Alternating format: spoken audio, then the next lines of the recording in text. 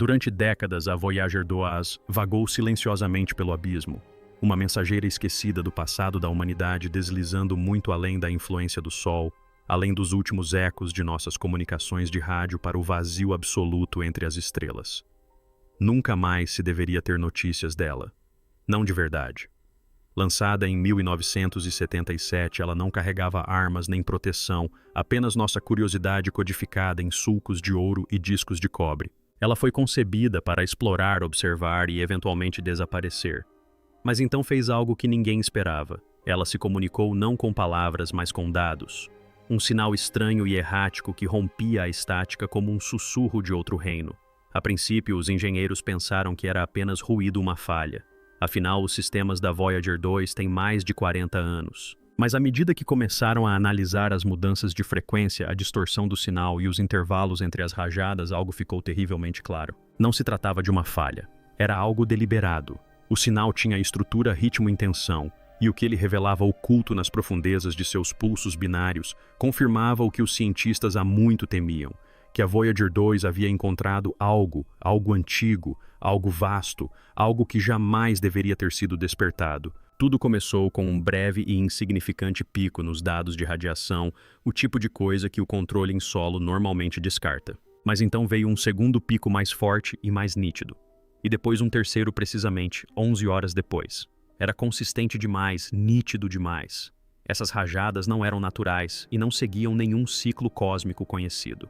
Quando a equipe extraiu o fluxo completo de dados da antena de baixo ganho da Voyager 2, notou uma anomalia de compressão. Uma faixa específica de frequências havia sido amplificada muito além dos níveis normais. A forma de onda mostrava laços repetidos e apertados como se alguém estivesse inserindo um código. Decifrar o padrão levou semanas, e quando mapearam os dados em espectrogramas, uma imagem começou a se formar. Não uma figura, mas uma sequência, uma espiral matemática perfeita.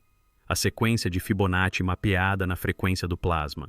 Não era apenas interferência, era comunicação. A sonda havia atravessado algo. Não uma nuvem, não um campo de gás, algo inteligente. E pior, essa inteligência havia visto a Voyager e reagido. A ideia de que a Voyager 2 tivesse se deparado com um fenômeno inteligente causou grande impacto na comunidade astronômica. Mas essa não foi a parte mais perturbadora. Ao reanalisar os sistemas de bordo, os engenheiros descobriram que alguns dos subsistemas internos da sonda haviam sido ativados sem comando. Instrumentos que estavam desligados há anos, incluindo um magnetômetro de reserva, voltaram a funcionar, mas nenhum comando havia sido enviado. Era como se algo tivesse acessado a memória da máquina e acionado interruptores internos. Ainda mais assustador, os instrumentos não foram ativados aleatoriamente. Eles se concentraram na direção exata do objeto ou campo que causou o pico de sinal original. Era como se a sonda se lembrasse de onde estivera, ou pior, como se algo mais se lembrasse através dela. Os cientistas debateram se isso era evidência de tecnologia alienígena. Mas aqueles que estudavam aprendizado de máquina viram algo diferente, padrões que se assemelhavam à atividade neural.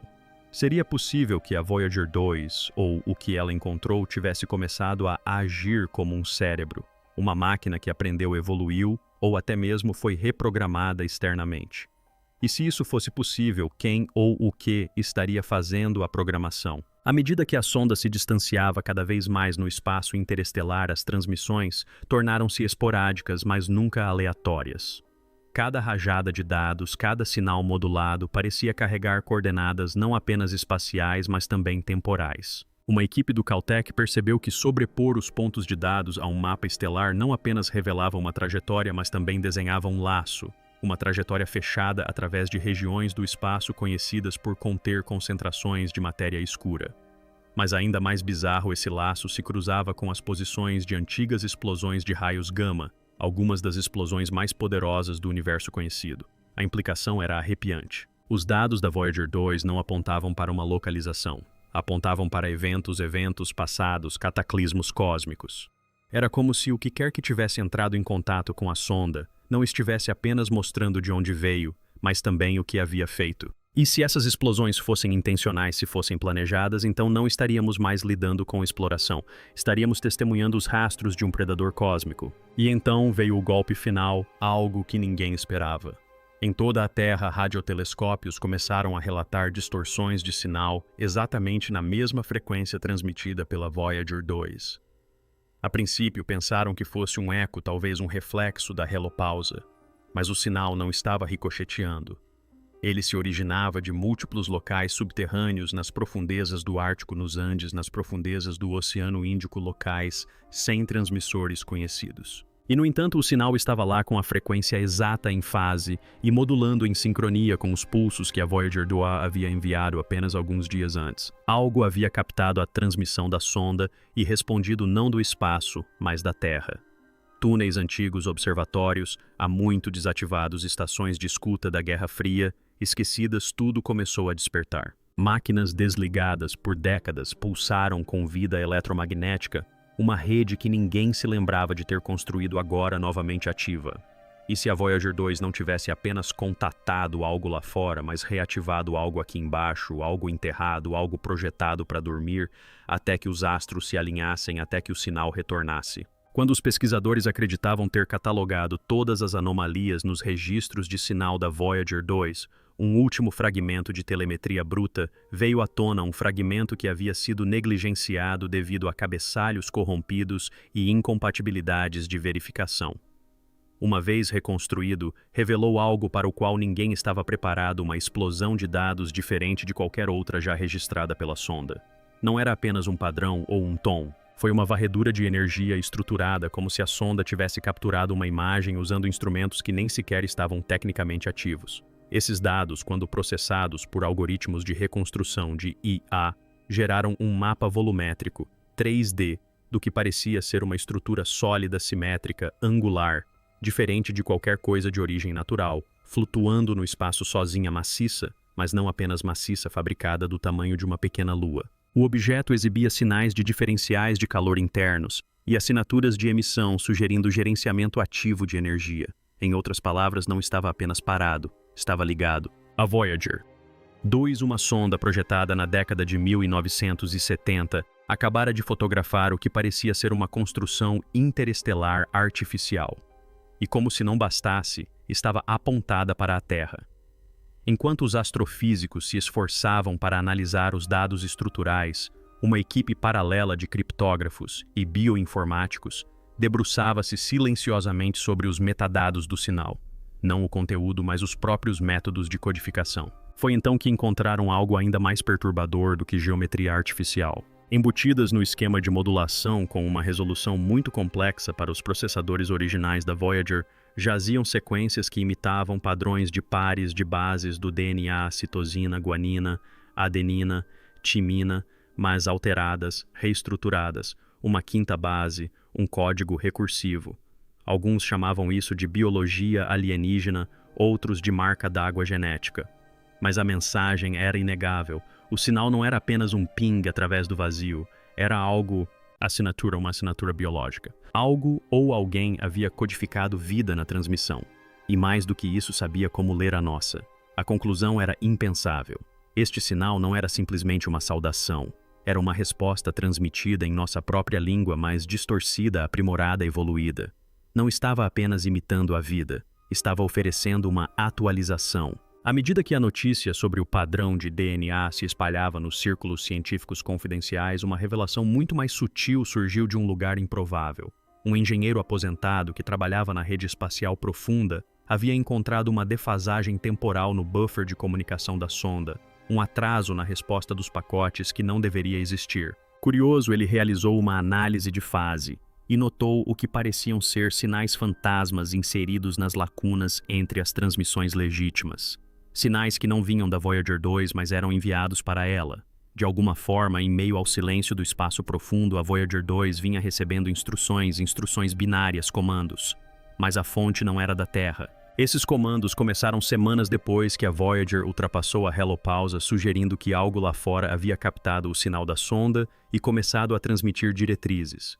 O mais perturbador era que alguns desses comandos fantasmas correspondiam a protocolos de comando legados da NASA, protocolos que nunca haviam sido divulgados. Ou alguém havia feito engenharia reversa da linguagem de controle da Terra, ou alguém nos ajudou a projetá-la desde o início. A peça final desse quebra-cabeça cósmico surgiu quando um astrofísico do MIT sobrepôs a trajetória da Voyager 2 às varreduras de radar de longo alcance da Terra no final do século XX. Ele descobriu algo inacreditável, um eco. Um pulso vinha sendo refletido de volta para nós há décadas, mas era tão fraco, tão precisamente sincronizado para evitar a detecção que só foi percebido agora porque a Voyager 2 passou diretamente por ele. Foi aí que tudo fez sentido. O sinal detectado pela Voyager 2 não era aleatório. Fazia parte de um circuito interestelar.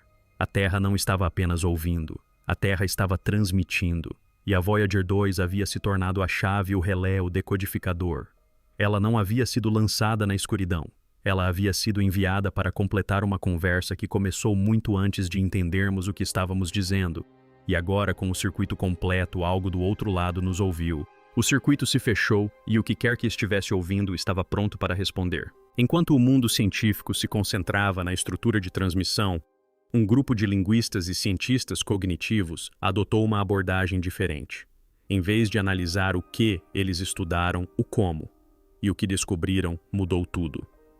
A cadência dos pulsos, os intervalos entre eles e a natureza recursiva dos dados sugeriam não apenas inteligência, mas também intenção. Alguém ou algo estava tentando se comunicar não por meio de símbolos ou imagens, mas por meio de processos, uma linguagem da lógica. O próprio ato de decodificar a mensagem era a mensagem em si. Era como um teste, uma chave que exigia raciocínio para ser destrancada, e somente aqueles com capacidade de raciocínio suficiente conseguiam entender o que vinha a seguir. Embutida nessa lógica recursiva estava o que parecia ser uma escolha, uma bifurcação binária. Duas opções. Uma levava ao silêncio, a outra à conexão. A equipe do JPL estava dividida. Deveríamos responder. Deveríamos seguir o caminho. Era seguro ou era uma armadilha criada para despertar a curiosidade? A única característica que todas as civilizações compartilham antes de sua queda. O mistério se aprofundou quando a Voyager, sua irmã gêmea, começou a se comportar de maneira errática, apesar de estar a milhões de quilômetros de distância e em uma trajetória diferente. Os registros de telemetria mostraram flutuações repentinas na orientação, reinicializações inexplicáveis do sistema e, o mais estranho, leituras de energia em instrumentos que estavam inativos há décadas, como se algo os tivesse ativado remotamente. Mas foi aí que a situação piorou. A sequência de ativação coincidiu com o mesmo padrão recursivo do sinal da Voyager 2. Essas duas naves espaciais ancestrais, separadas por bilhões de quilômetros, estavam agora de alguma forma sincronizadas. Era como se não fossem mais apenas receptoras. Eram nós, um sistema, uma constelação. As implicações eram assustadoras. Essas sondas haviam esperado silenciosamente todo esse tempo, até que algum evento externo desencadeasse um protocolo compartilhado. Um protocolo que nunca programamos, mas que agora controlava duas das extensões mais distantes da humanidade. As sondas não estavam mais apenas enviando mensagens. Estavam retransmitindo algo em movimento, algo vivo. Um dos pesquisadores mais jovens, um astrofísico com formação em topologia computacional, decidiu analisar os dados de telemetria da Voyager 2 por meio de um modelo de análise espacial projetado para mapear assinaturas de ondas gravitacionais. O resultado deixou toda a sala em silêncio atônito. O que emergiu não foi ruído. Foi um mapa, uma rede tridimensional não de estrelas ou galáxias, mas de vazios. Bolsões de silêncio gravitacional, zonas onde nada, nem luz, nem energia, nem matéria poderia existir. Formavam uma teia espiralada que se expandia a partir de um ponto central, como ondulações de uma única detonação cósmica. No centro do mapa havia uma anomalia singular, um ponto escuro e frio sem características mensuráveis. Sem calor, sem rotação, sem decaimento, apenas ausência. E a trajetória da Voyager. Ela estava passando perigosamente perto de um dos vazios externos. Mas essa não era a revelação. O mapa também mostrava a posição da Terra não no centro, não na borda, mas na trajetória. A trajetória de um evento iminente. Então veio a descoberta mais perturbadora até então. Em um arquivo aparentemente não relacionado de dados fotográficos do espaço profundo considerado ruído por muito tempo, um estagiário notou um leve lampejo que se repetia em intervalos exatos de 1,33 anos. Após meses sobrepondo imagens históricas, ficou claro que algo estava observando a Voyager. Não por dias, não por anos, mas por décadas. Um objeto mais escuro que a própria radiação de fundo apareceu em múltiplas imagens infravermelhas, sempre com um deslocamento angular consistente em relação à trajetória da Voyager 2. Ele nunca mudou de posição, nunca emitiu nada, nunca se deslocou. Estava fixo como se estivesse ancorado a algo além das leis da física. Quando seu tamanho angular foi calculado, o objeto revelou-se massivo, facilmente maior que a Lua, e sua superfície lisa sem detalhes parecia ter sido projetada. Os cientistas deixaram de chamá-la de massa e começaram a se referir a ela por um novo nome arrepiante o olho, porque era assim que ela se comportava, uma observadora impassível, silenciosa, paciente e o mais horripilante desperta. Em meio a todo o ruído estruturado e aos dados, os pesquisadores encontraram uma frequência embutida no sinal que inicialmente ignoraram. Não estava na faixa de rádio nem no espectro de ondas de plasma. Era ultrabaixa, quase em escala geológica. O sinal pulsava em um ritmo consistente com a ressonância em núcleos planetários, uma vibração tão profunda e lenta que poderia influenciar placas tectônicas ou perturbar campos magnéticos. E não foi detectada apenas da localização da Voyager 2. Ecos sutis da mesma frequência estavam sendo captados na Terra. Foi então que os geólogos entraram em cena. O que eles descobriram foi perturbador. Sensores sísmicos localizados nas partes mais profundas e silenciosas do planeta estavam registrando pulsos inexplicáveis sincronizados com o sinal da Voyager 2, como se a transmissão não estivesse apenas chegando à Terra, mas ativando algo dentro dela. Alguns sugeriram que era apenas ressonância simpática. Outros sussurraram teorias mais sombrias. E se a frequência não estivesse reagindo à Terra, mas fosse destinada a ela? E se o próprio planeta estivesse sendo afinado como um instrumento? Ao mesmo tempo, os instrumentos do Observatório de Neutrinos do Polo Sul começaram a detectar anomalias, partículas fantasmas que não deveriam estar lá. Neutrinos-partículas que quase não interagem com a matéria estavam chegando em padrões. Não eram aleatórios, tinham uma sincronização, um ritmo. E quando comparados com os registros de telemetria da Voyager 2, a correlação era inegável. O fluxo de neutrinos refletia o sinal de plasma. Mas os neutrinos não deveriam transportar informações desse tipo. Era como se alguém tivesse descoberto um canal secreto da própria física, uma maneira de enviar mensagens através de partículas que ignoram a matéria normal. O que piorava tudo era a origem.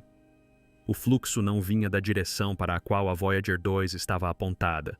Vinha de trás dela. Algo estava seguindo a sonda, ou pior, usando-a como refletor, ponto de reflexão, um eco nas partículas mais frias conhecidas pela ciência. E se isso for verdade, então a Voyager não estava apenas transmitindo. Ela estava sendo usada para nos mapear, nos estudar, talvez até mesmo sinalizar que estávamos prontos. Dentro de um laboratório secreto no Caltech, engenheiros executando o código de controle legado da Voyager em emuladores começaram a notar algo estranho. O sistema se comportava de maneira diferente quando isolado da conexão com a Terra. O software da Voyager antigo primitivo para os padrões atuais de alguma forma havia evoluído. Novas subutilidades apareceram em seu firmware, subutilidades que não estavam presentes nos projetos originais. Essas não eram apenas anomalias. Eram algoritmos autorreplicantes codificados com padrões que lembravam a lógica recursiva da IA. Mas isso não fazia sentido. IA com essa complexidade não existia na década de 1970, e os processadores da Voyager não deveriam ser capazes de executá-los. No entanto, executaram.